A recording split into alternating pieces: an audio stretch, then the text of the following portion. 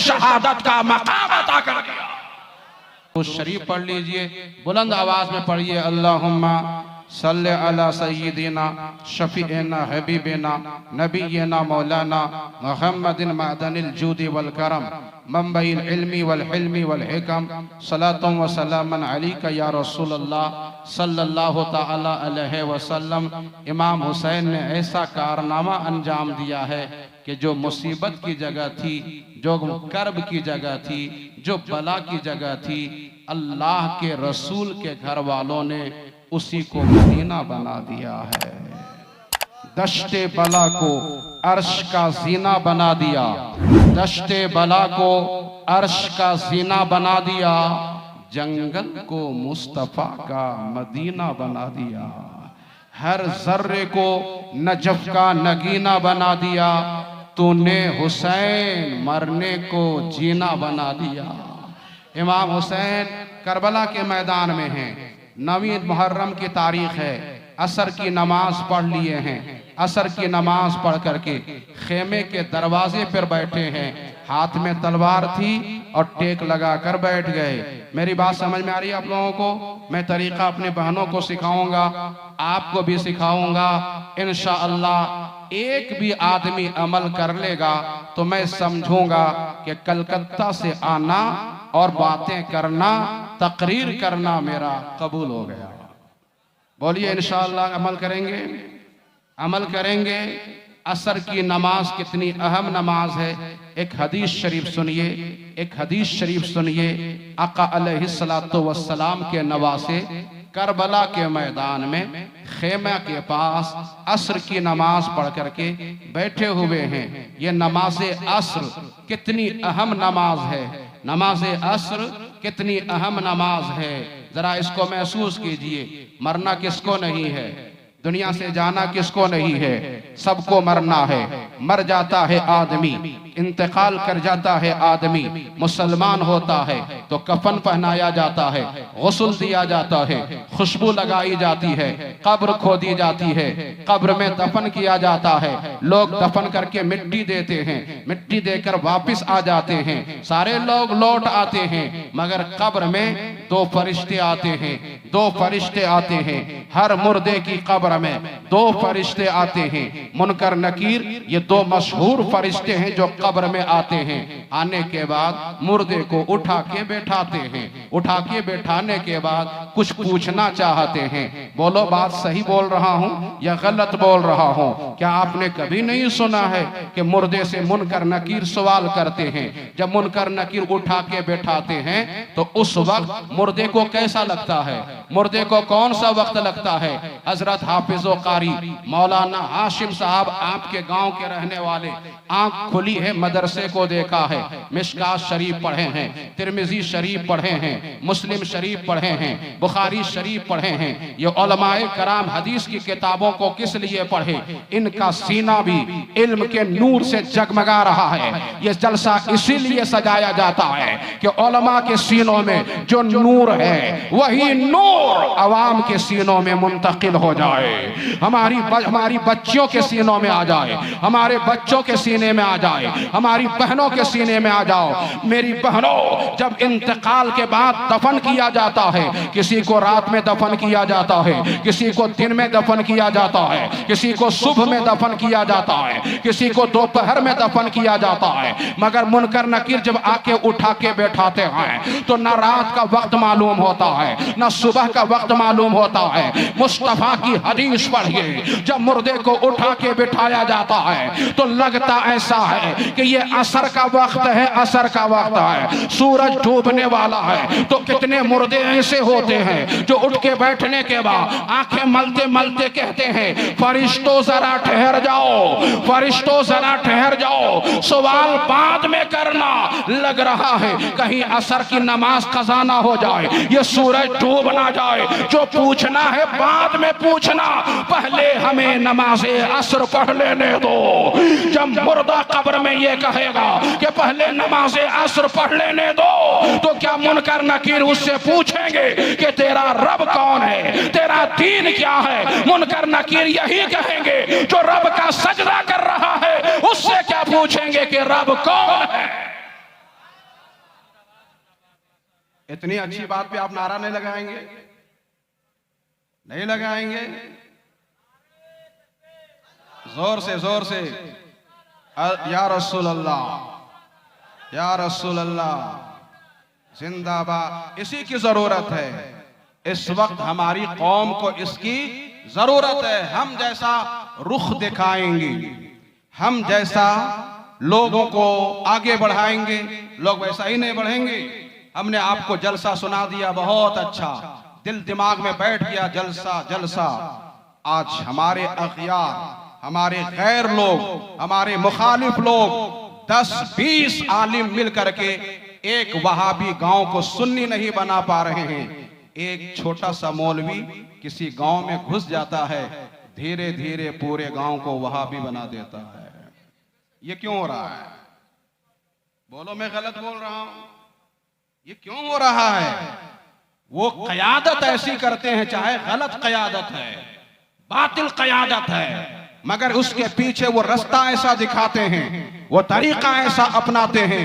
एक छोटा सा मौलवी ज्यादा किताबों को पढ़ा नहीं है, लेकिन किसी गांव का इमाम बन जाता है। धीरे धीरे इतनी कुर्बानी वो पेश करता है कि पूरे गांव के लोग वहाबी बन जाते हैं, पूरे गांव के लोग बदअकीदा बन जाते हैं। आज या हुसैन का नारा लग रहा है, और कल उसी के गांव के बच्चे लोग कहते हैं या हुसैन का नारा लगाना गलत हो गया। ऐसे मौके पे हमें सही रास्ते को जानना और उस पर चलना बहुत जरूरी हो गया।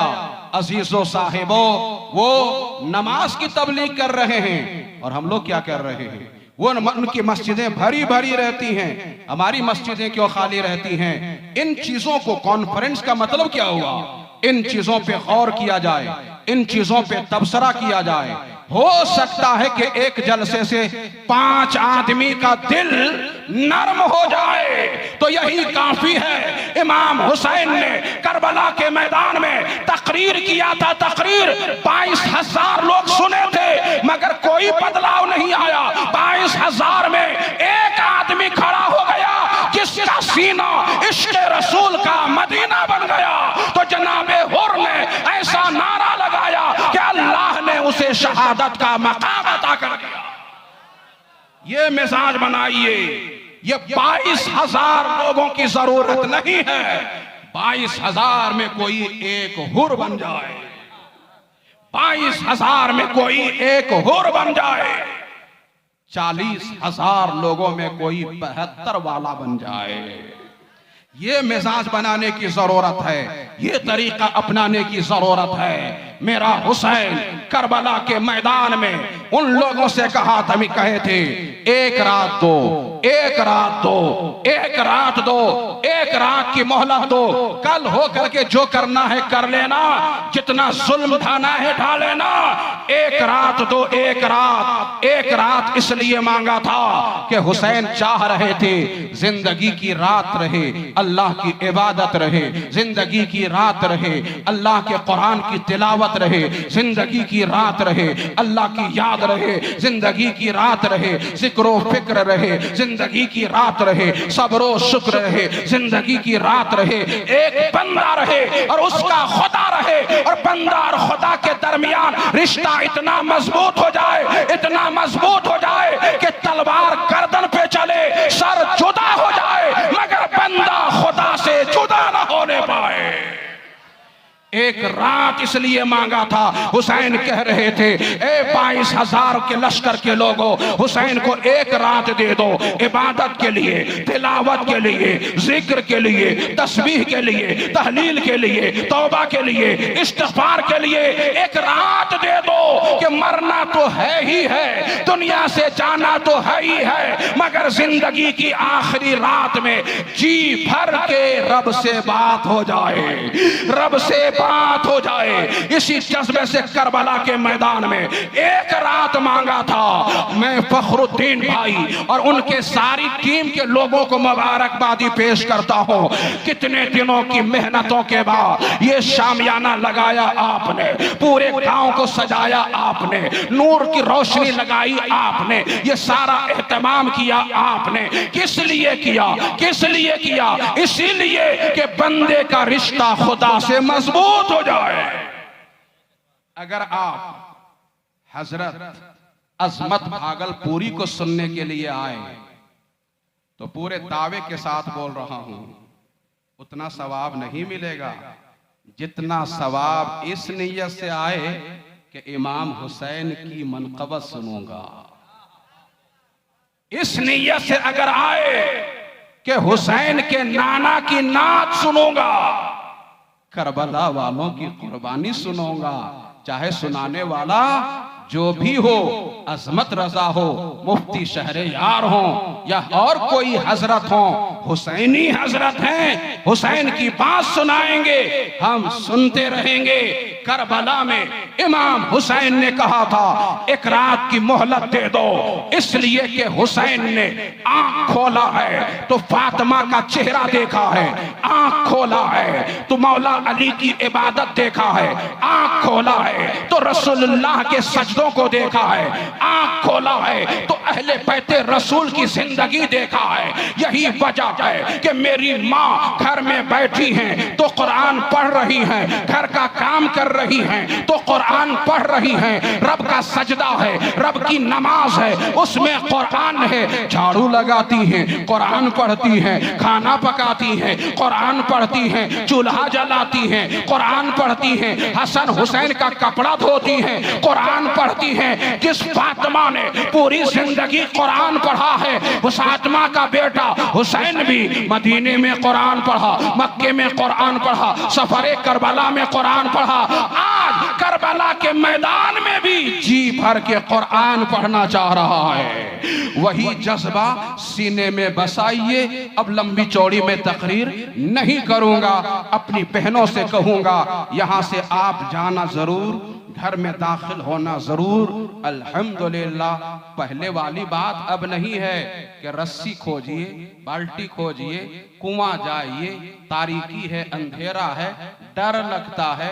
अब तो वो सब कुछ नहीं है, घर में ही नल लगा हुआ है, घर में ही पानी का इंतजाम है।